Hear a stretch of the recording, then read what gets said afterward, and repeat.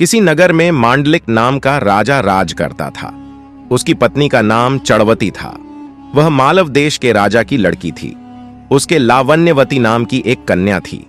जब वह विवाह के योग्य हुई तो राजा के भाई बंधुओं ने उसका राज्य छीन लिया और उसे देश निकाला दे दिया।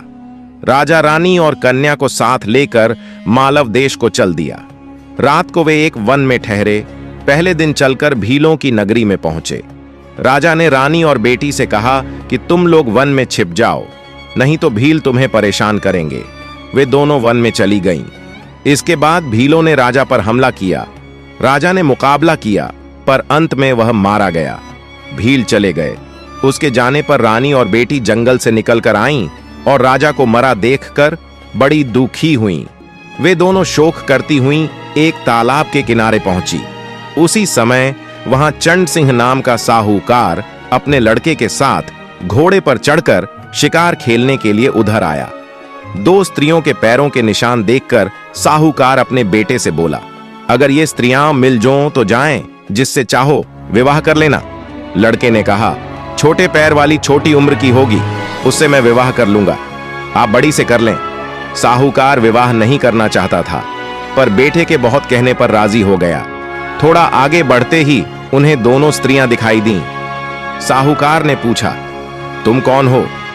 रानी ने सारा हाल कह सुनाया। साहूकार उन्हें अपने घर ले गया। संयोग से रानी के पैर छोटे थे, पुत्री के पैर बड़े, इसलिए साहूकार ने पुत्री से विवाह किया।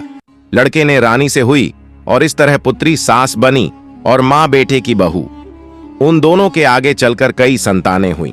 इतना कहकर बेताल बोला, राजन बताइए, मां बेटी के जो बच्चे हुए उनका आपस में क्या रिश्ता हुआ? यह सवाल सुनकर राजा बड़े चक्कर में पड़ा। उसने बहुत सोचा, पर जवाब न सूझ पड़ा, इसलिए वह चुपचाप चलता रहा। बेताल यह देखकर बोला, राजन कोई बात नहीं है, मैं तुम्हारे धीरज और पराक्रम से खुश हूं।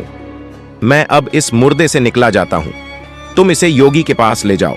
जब वह तुम्हें इस मुर्दे को सिर झुकाकर प्रणाम करने को कहे तो तुम कह देना कि पहले आप करके दिखाओ। जब वह सिर झुकाकर बतावे तो तुम उसका सिर काट लेना। उसका बलिदान करके तुम सारी पृथ्वी के राजा बन जाओगे। सिर नहीं काटा तो वह तुम्हारी बलि देकर सिद्धि प्राप्त करेगा। इतना कहकर बेताल चला गया और राजा मुर्दे को लेकर योगी के पास आया।